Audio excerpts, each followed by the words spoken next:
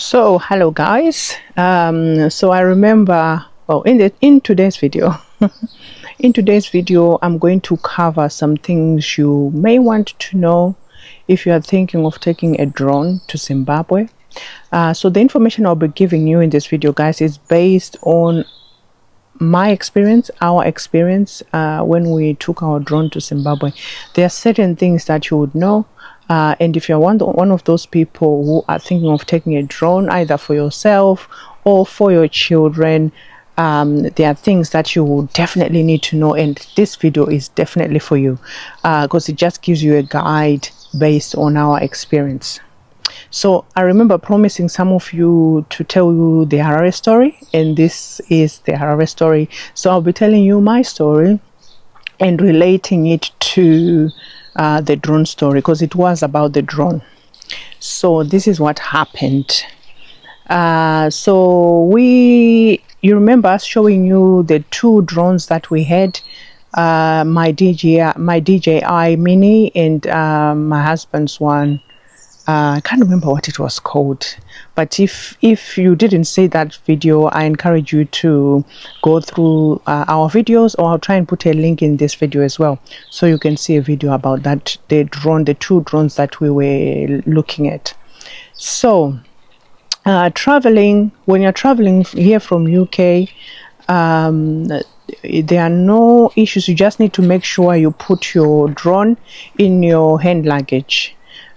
So your drone has to go in your hand luggage, and you're supposed to take out the battery. But guys, this is my experience. I would encourage you to look through the rules and regulations on how to travel, especially with your airline, on how to travel with things like drones and stuff like that. So you need to have your drone with you in your hand luggage, and we had separated. We had taken out the battery out of the actual drone, so it was in a separate compartment, but in my handheld hand luggage. So you need to take your drone, then you need to take your paperwork of your drone, like where you bought it, proof of purchase. You need proof of purchase so that you can show that it is your drone. So I would encourage you guys, if you are thinking of taking the drone with you, I would encourage you. I've got my paper here so I don't forget anything, guys, you know, of the crucial stuff, because it's a bit windy outside where I'm sitting in my garden. So you would want to, before you travel, so don't do like we did. I just looked up on the internet and it looked like, you know, you can just go with your drone, no issues, you sort out the rest when you get there. But what I would advise you do, you try and do what you can in terms of processing the paperwork when you are still wherever you are before you get to Zimbabwe. Because Zimbabwe takes drones very seriously. They take security very seriously, and rightly so, because you don't want any any person just coming into the country with a drone that you don't know anything about. So I get and understand the reason why, but you know, before all of that, with our experience, there were some frustrations I kind of had along the process, with the process that you have to follow. There were some frustrations I had along the way, but towards the end I kind of understood and even said to the people who check those things, you know what, you're doing an amazing job. You know, you've got to know who's coming in with what. So for you guys, before you travel, make sure you contact the Civil Aviation Authority of Zimbabwe. They're called CAAZ, CAAZ. Civil Aviation Authority of Zimbabwe. You contact them to apply for approval before you travel, to apply for approval to bring your drone into the country. So they've got a form that you're supposed to complete. So I think that's what they will be sending you if you contact them. But for us, it's something that we had to do at the airport when we were at the airport. So for you to process that application, because most of you were asking me, what's the process of taking the drone, what do you need to do, what do you need to know? And this is it, guys. So you would need to know your drone make or the model of your drone. You would want to have the serial numbers as well. And for mine, it was quite interesting, us faffing around trying to find the serial numbers. They were so tiny, hidden, because I remind you, I didn't take my box with me. I just took the actual bag. So you also need to have a reason. Why? What's your purpose of having a drone? For me, everyone has got a different reason. So for me, it was mainly to take videos of Mhiribidi House, and when I go to the homestead, to be taking videos of that, because there are certain rules you're supposed to follow. You're not supposed to be flying your drone wherever you want to. You shouldn't be near the airfields. You should not be like flying zones. You should be near flying zones and stuff like that. So these are things that you need to look into, before you can be flying your zone. So anyway, you need to know your purpose of your use. And then you need to let them know your dates of stay, how long you're going to be staying, in the country, with the drone, your flight details, and your owner details yourself, like your passports and things like that. So ideally, if you can apply maybe a month or so, or even more before you go, that will be the best, so that you get a response and they give you authorization before you travel. Because this is what happens if you don't. So if you don't, when you get to Zimbabwe and you don't have this paperwork, depending on the time of your travel, unfortunately for us, we traveled with the plane that landed around, I think it was 1 or 2 a.m. I can't remember, but anyway, it was in the a.m., a very early morning. I think it was 2 a.m., 1:50, yes, 1:50 in the morning. Now, if from my experience, I would encourage you to try and travel during the day, because the people who are going to clear your drone, they work during normal office hours. So if you travel at night, you're not gonna walk out with your drone, because it has to go through some processes for the drone to be cleared. So for us, when we got there, our drone, was taken by officials, because there was no one to clear the drone for us at that time of the night, and we had not registered the drone with CAAZ, so we had to leave the drone at the airport. So we went home and had to, stay in Harare for a good 2 days to try and get this drone cleared so that we could claim it back. So if you want to avoid disappointment, obviously for the processes that should be followed, yes, that's what needs to happen, but it can be frustrating, especially if you don't have much time. When you're rushing to do other things, it can have a knock-on effect on your schedule, which it did in our case.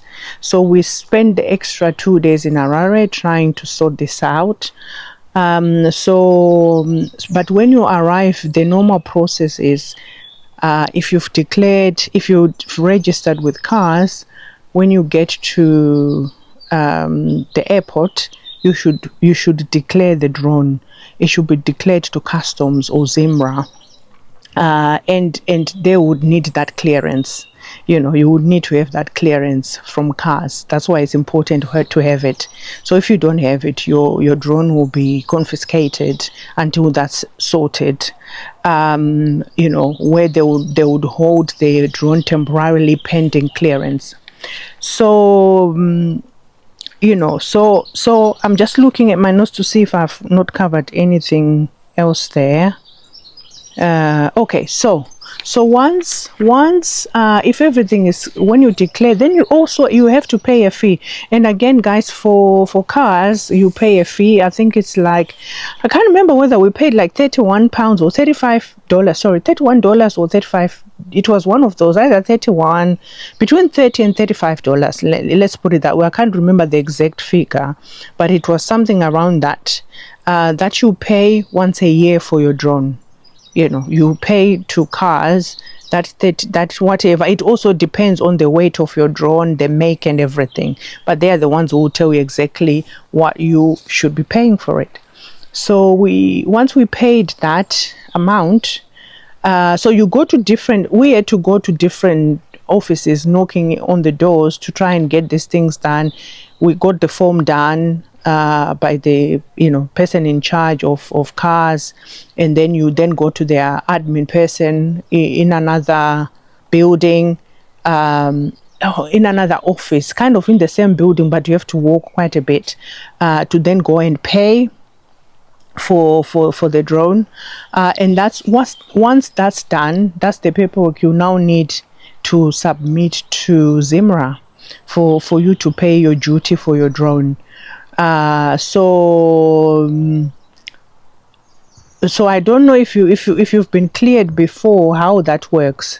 So I'm telling you, but those are the things that you would need to observe. Those are the guidelines you would need to observe. And so once you've paid, so we went and then paid for our duty of our drone with Zimra, and then we were given a receipt. But because our drone had been held in storage, we also incurred some storage fees for the 2 days that our drone was held pending clearance, and I think it's something like $2.50 a day that you would pay for that. So depending on where it's going to be stored, that also determines how quickly you get it as well. So we had to go to another building for that to be done, and it involves a lot of departments because there are people who have to check it, take photos of the drone, take photos of your IDs. They get sent up somewhere for checking before you are cleared. So all those things have to be followed. So don't be surprised or don't be upset when you take your drone and that's what has to happen. It's for the security of the country. So once we finished, once we finished and they had cleared that it was okay for us to have our drone, the other thing you are required to have, I think they say, once you're given clearance that you can have your drone, you've paid your duty. The other thing you need to have also is your license, flying license. So you can't just be flying this thing wherever you want to, because if you are caught and you don't have it, they can potentially confiscate your drone. But when you are walking around, you need to have your paperwork with you, the paperwork of your clearance that you are allowed to have your drone, so that you can have that. So things that you would need to carry, I'll just repeat that again. It's your receipt, which is your proof of ownership. You always have to carry that with you in your name, which shows that it belongs to you. Your serial numbers, your passport. If you've been approved before traveling, your approval email, and then your drone registration information. And once you are in Zimbabwe, then there are also some rules you've got to follow in terms of when you are flying your drone. You can't just fly into people's gardens, without their permission, and you can't just fly it, like I told you, in the CBD and all of those places. You've got to have permissions, for you to be flying that. But remember, if you are using it for your personal use, you are allowed to fly it around your your house or your homestead or whatever. But making sure that if you are flying, you don't exceed an altitude of 120 meters. Sorry, an altitude of you don't go above 120 meters. You avoid airports or airfields, like I said. You avoid restricted areas, and no night flying without permission. No night flying without permission. And you always have to see your drone. So that's what, but timing of your flight really matters, guys. Try and arrive during the day, so that approvals and checks that need to be done by different departments, and we all know no hurry in Africa, right? So approval from different departments, people go for lunch and all of this, they actually observe well-being, their well-being, going for lunch for the hour they are allowed to go for lunch. So you need to cater all those things, in your planning, so that you get to the relevant departments on time, and they help you, and they are very helpful, they are very kind, and they will guide you and tell you everything that you need to know. So for us, that was our experience. It was a bit frustrating, like I said, purely because we didn't know. We had read on the internet that you should be able to just go in with your drone, but we didn't know that there are multiple checks that have to be done. So now for you guys, hopefully your experiences will be smoother, especially when you understand why security is so important around drones, and so that you can also enjoy taking videos of your properties or of your homesteads without fear of that you are breaking the law. Anyway, for us, once all that was done, they actually were like, oh, let's hurry up. Where do you stay? We're like, we live in Masvingo. They're like, oh, we need to try and get this paperwork of yours done on time so that you can hit the road. But at least the road is quite smooth now. So, but let's try and get it sorted out for you so you can travel on time. So they were very helpful. And we appreciate. And I even told them afterwards, I was like, you know what, I am very proud, and I can go to sleep knowing that there are people who are looking out for us from a security point of view. So that's all I have to say, guys. If you found this information helpful, don't forget to press the like button. Let us know in the comment section if there's anything you wanted me to cover or something that I've left out. If you've got any questions regarding how to bring a drone when traveling to Zimbabwe, anything you want clarified, let me know in the comment section. And thank you for watching. Thank you for the love. Don't forget to subscribe if you haven't subscribed. If you've watched till this very end, guys, it means our videos are helping you. They are giving some value into your lives. But we thank you anyway for watching us and supporting us. Until next time, it's goodbye for now.